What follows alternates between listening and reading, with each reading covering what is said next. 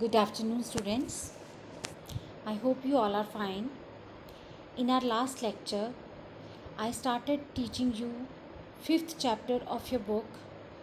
This is history chapter, The Age of the Vedas. In our first part, we covered how many Vedas total are there, and there are total 4 Vedas. These are the Rig Veda, Yajur Veda, Samaveda, and Atharva Veda. And these Vedas consist hymns in praise of various gods and goddesses. And in this, among all the Vedas, Rig Veda is the oldest Veda. Further, we talked about the archaeological sources, in which we read about the painted grey ware, and we also talked about the black and red ware. Then I told you about the daily life, in which we discussed how the villagers were living their life, how there was a king. At the same time, the king was selected for his bravery, and there was not huge palaces or large armies for the kings. And the village was divided into two parts, Sabha and Smiti. Sabha was on a large scale and Smiti was on a small scale. Then we talked about the uses of the cattle or horses. At that time, people were quite, you can say, crazy to have cattle in their homes. Each household had a number of cows as they were using dairy products. For example, we know about the dairy products which we have: butter, ghee, milk, all these are the dairy products.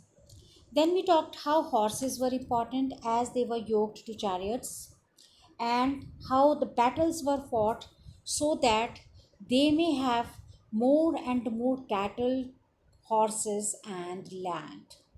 So, sacrifice as a ritual was conducted. What was sacrifice? I told, I'm repeating. When for any ceremony, any human or any animal who is alive, his or her life is given. The person is or the animal is killed before the god, and believe that it is ultimately a gift given to the god or an offering to the god as a matter of thanks or as a matter of any hope. So then this ritual was conducted and it was called sacrifice. Then we talked about the occupations. In occupations, agriculture and cattle rearing were the main occupations, and other than that they had pottery making, chariot making, weaving, jewelry making, metalwork, carpentry, tanning, and fishing. In this, we discussed a new term for you, hopefully, that was tanning. And tanning is what? When any animal's skin is converted into the leather by going through some processes, then it is called to be tanning, right, beta? And role of the priest as a doctor also we discussed. And the people used to wear the ornaments in gold, silver, and other metals, and the ornaments were not meant only for the females, but men were equally wearing the ornaments. So the Vedas also make reference to footwears. People used to wear footwears also. Now today our topic, we will start from Dasas or Dasyas. Besides the Aryans, there was another group of people whom the Aryans called the Dasas or the Dasyas. So what is it called? Dasas. I think this word is very much familiar to you. You might have heard this term earlier also, Dasa or Das. What is called Das? The person who is under somebody because of some reasons, then it is called to be Dasas or Das. So this was one more group there. Their culture was different from that of the Aryans. They also spoke a different language. Their language was also different. Most of the Dasas were perhaps enslaved, and so they term Dasa later came to mean slave. So enslaved is beta one who is under somebody, who has been captivated or who has been controlled by some other people. So that's why this term later came as a slave. So most dasas had to do whatever work was given to them by their masters. Now the owner of this das is called master, and the one who is under this master to obey the duties or the actions, that person is called as dasa, dasyus, or slave. At the time when the Vedas were being composed, there were important developments in other parts of India. Let us look at some of these. Number one, we are going to talk about this is beta a name of a village which is in Maharashtra. This is called Inamgaon. What it is called? Inamgaon. This is a Chalcolithic settlement. Inamgaon in Maharashtra is one of the largest Chalcolithic settlements in India. It has been estimated that at one time about 1000 people may have lived there. The settlement lasted for over 900 years. So this was one of the site, like we had Harappan sites, we had this Mohenjo-daro site. Similarly, there is another site that is called Innamgaon, in which it is believed, it is estimated that almost 1000 people were living there, and this continued or this remained settled there for almost how many years? For the 900 years. Archaeological finds. Now, what has been found? As many as 134 mud houses have been found, have been excavated, and at Inamgaon, most are rectangular in shape with only one or two rooms. One house, however, has 5 rooms. So when this site was dug, excavated, what they found almost 134 mud houses. Now mud houses are which houses, beta? Which are not made with the cement or concrete, which are made with the mud. Most are rectangular in shape. Now rectangular shape, you know which is that? In mathematics you all have done.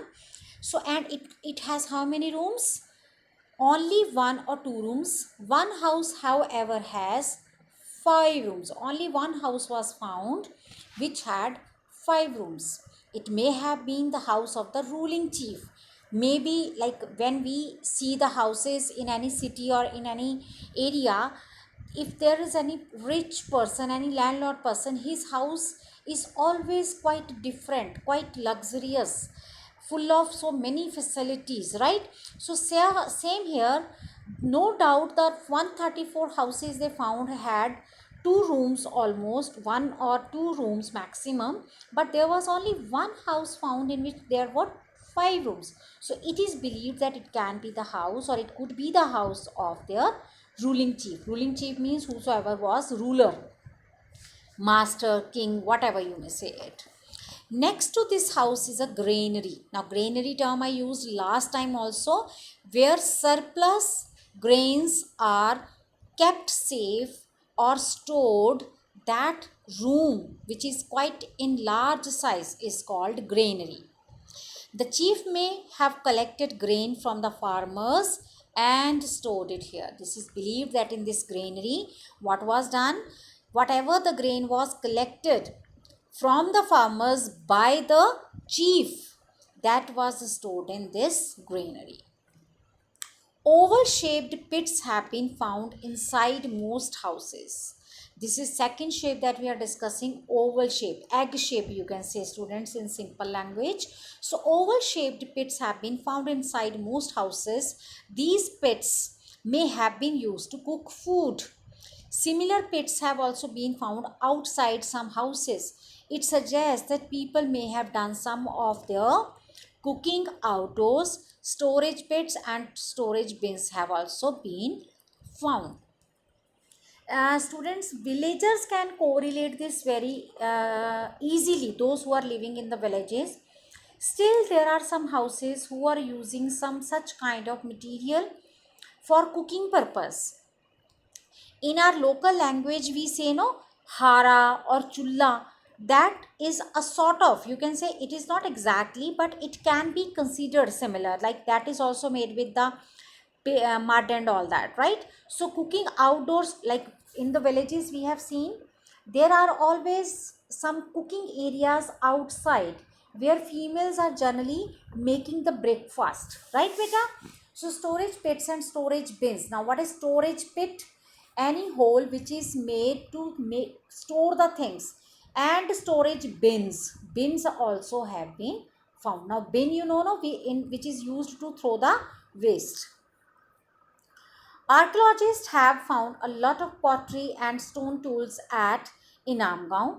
Most of the pots are red in color. Some have black designs on them. Some tools may have been used to chop trees, pound meat, and skin animals. So archaeologists have found a lot of pottery. Now pottery, you know what is pottery? What is made with the clay, soil, that is called pottery. So, and stone tools also are found in Inamgaon, and most of the pots are in which color? In red color, and on that red color, black designs are also created or made. Some tools have been used to chop trees. Chop trees means to cut the trees, pound meat and skin animals to remove the skin of the animals, to convert them into the meat, or to clear their skin for eating purpose, for meat purpose, that is called to be skin animals. The people of Inamgaon made artifacts of copper. They may have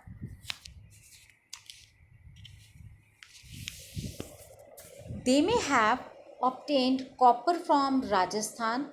However, only a few tools, drills, tongs, fish hooks, arrowheads, and ornaments like beads, bangles, anklets of copper have been found at the site. I'm repeating, students, what is this? The people of Inamgaon made artifacts. Now what is artifact beta? Any object, it can be tool, it can be any ornament, what is made by the people of Inamgaon of was of copper. Copper is a metal that you all know. They may have obtained copper from Rajasthan. From where they might have taken this copper? From the Rajasthan. However, only a few tools, drills, tongs, fish, hooks, arrowheads. Beta, these are the tools, or these are the instruments which are used by the people for so many purposes. I will show you picture of these related to the topic. Like I have arranged a picture for you people, drill, tong, everything I have arranged. I will send you after the chapter is over. And ornament, beads, bangles, anklets of copper have been found at that site. Perhaps it means that copper was not easily available. So copper was the main metal which was used by the people. Beads made of terracotta, semi-precious stones, and ivory have also been found. Terracotta beta we have already discussed so many. Terracotta we have discussed so many times. Semi-precious stones. Semi-precious stones here means main stones are quite precious. Semi-precious means those are not quite real, but they are the copy almost of the real stone. So semi-precious stones and ivory. What is ivory beta? That you I think know. That product which is taken by the elephant teeth, that product is called ivory. So in olden times people used to hunt the animals, especially elephant, just for the sake of ivory. Some beads are made from seashells. This suggests that the people of Inamgaon traded with people in other parts of the country. Numerous terracotta figures have been found at Inamgaon. Some had been baked and hardened in clay ovens. What has been found? Numerous terracotta figures. Figures here means beta when they have created some statues or something. And these were baked and hardened. Hardened means they were made strong in clay ovens. Clay ovens, exactly what can be said as hara we use in villages, that is called clay oven. The exactly the way they you use the ovens to heat or to bake the bricks, that is also called clay ovens. Some of the animals figures may have been toys, while Others may have had a religious significance. Religious significance means maybe they were related to some religious importance. Many figures of the bull have been found. People probably worshipped the bull. See beta, what can be the reason of worshipping? Maybe that because they were using the cattle, we know, for the dairy products. Maybe they were using the bulls for the this plowing process, and because of that they were worshipping the bulls. Perhaps they also worshipped a female goddess. In one of the burial sites, archaeologists found a clay bull along with a female figure. Okay, seeds and thousands of animal bones are among us the other important finds. So other things which are found, in those things what else is found? Seeds and bones of the animals. They give us an idea of the kind of food that people ate and how they obtained it. When we found the seeds and the bones of the animals, what we get, what we have calculated, that what kind of food that people ate. Naturally, seeds we will get of those products only, those foods only that we will eat, right beta? And how they obtained it and how they were getting it. Crops such as wheat, barley, lentils, peas, gram, and beans were grown. Meat, fish, and dairy products were also part of the daily diet. That we have seen how they were taking cows and all, and afterwards we have seen in the occupation also. So, out of these things, we can conclude that they were using meat, fish, and dairy products also. Now, how this civilization came to an end, how this civilization got its decline. From the last chapter, I think you should remember the term decline. What is the meaning of decline? When any civilization exists no more, or it suddenly uh, gets, you can say, destroyed, then it is called to be its decline. In the last phase of the settlement, the people of Inamgaon seemed to have been facing problems. Last settlement, it was believed, it is you can say observed, that people were facing some problems. What type of problems? There was a decline in farming. People were farming, we have read in the chapter, but at that time there was a decline in the farming, or a decrease in the fertility of the soil. Maybe the soil was used so much that the soil was not left with the fertility. Fertility is the capability of producing any crop. So the capability or the capacity of producing the soil was reduced. That was the reason that the farming was declining. People began relying more on hunting and gathering foods. So earlier they used to grow everything, but since their soil was not producing much, so they started relying on what? Hunting. Means now, rather than taking or producing the food or grains and afterwards cook them, they started taking animals hunt, so that they may get meat food to eat. Gathering food is what beta? Which is taken from here and there without doing it themselves. There was also a change in the way houses were constructed. So earlier we read what type of houses were found. Almost every house had two rooms, one room or two rooms. And what was the shape? Rectangular, and their houses were mud houses. But now there was a change even in their house construction. Instead of rectangular houses, we find small circular huts. Means from the houses they shifted on huts. Huts are quite short as compared to the houses. So this is also one of the proves that it was declining. Now comes your the megaliths.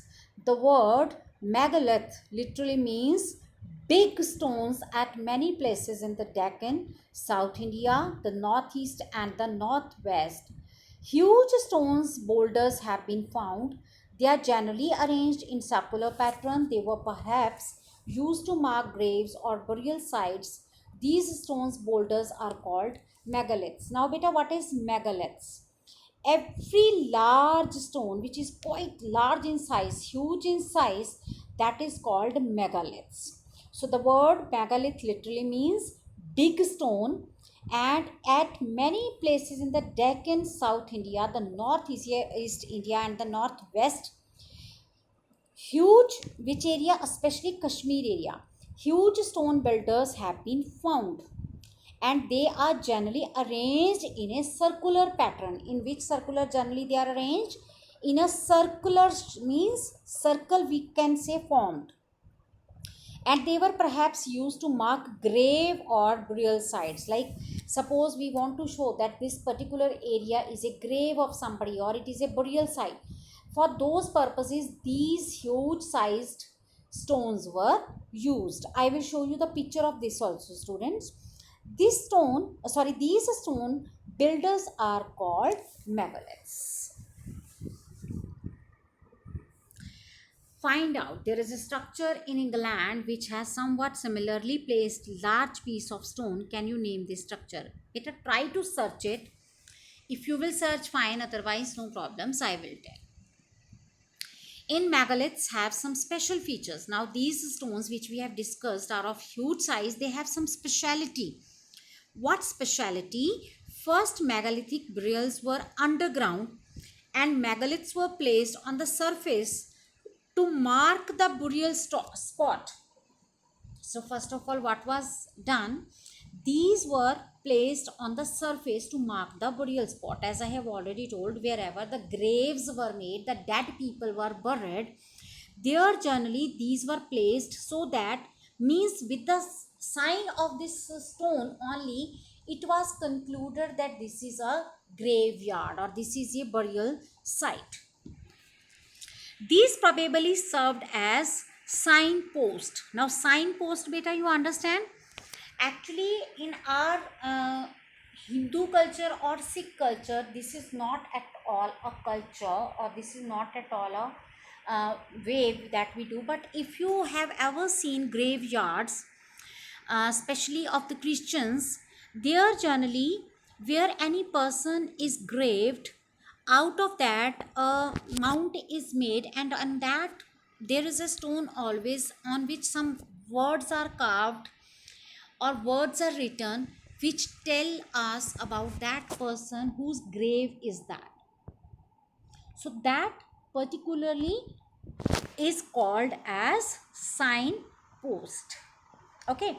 Second, many objects have been found in the graves, including human skeletons, pottery, agricultural tools, weapons, and ornaments. So what else has been found? Many objects have been found in the graves. Where these objects are found? Under the graves, where the dead people are buried. What has been found? Skeletons of the humans. Now it is natural, if it is a graveyard and people are after dead graved in that, naturally skeletons will be found. That was quite normal. Pottery, agricultural tools, weapons, and ornaments. A few agricultural tools have been also found, the tools which are related to the agriculture. Those meant for hunting, however, are more in number. So the tools which were used for the hunting, rather they are more in number, means more than the agricultural tools, hunting tools are found in more number. This suggests that though the megalithic people practiced agriculture, they depended more on hunting. No doubt there was a culture of agriculture, but still they were more dependent upon hunting. The graves also contain a large number of pots. The graves, what they contain? Large number of pots. In some areas, pots filled with ashes and charred bones have been found. What is charred bones, beta? Burnt or which are in black color. So in some areas, pots filled with ashes and charred bones have been found. Some graves contain fragments of rice and other grains. Pieces of rice and other grains also are found in the graves. So we know that people cultivated grains. So it shows that there was a culture of cultivation also.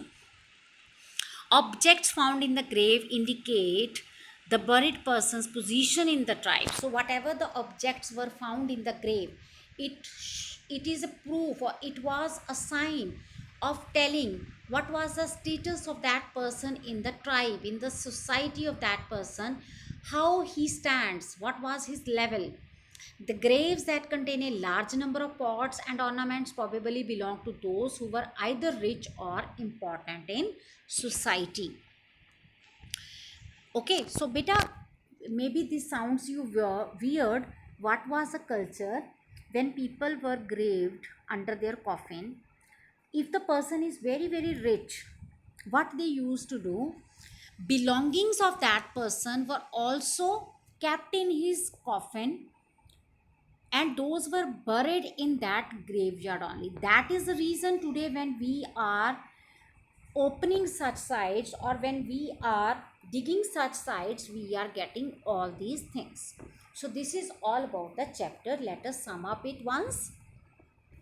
The Vedas are the main source of information for the period between 1500 and 600 BCE. The Rig Veda is the earliest of the Vedas. That means it is the oldest one. People lived in tribal groups, each headed by a chief. There were two assemblies, Sabha and Smiti. The cow and the horses were important. The cow provided milk, butter, and ghee. Horses were used to pull chariots. People practiced numerous crafts and occupations. Most people were farmers and herders. In Amgaon was Chalcolithic settlement. Pottery, tools, ornaments, beads, terracotta figures, seeds, and animals' bones have been found there. And megaliths were common in the northwest and the Deccan. So this is all about your fifth chapter, the age of the Vedas. I hope it is clear to you. Okay students, take care.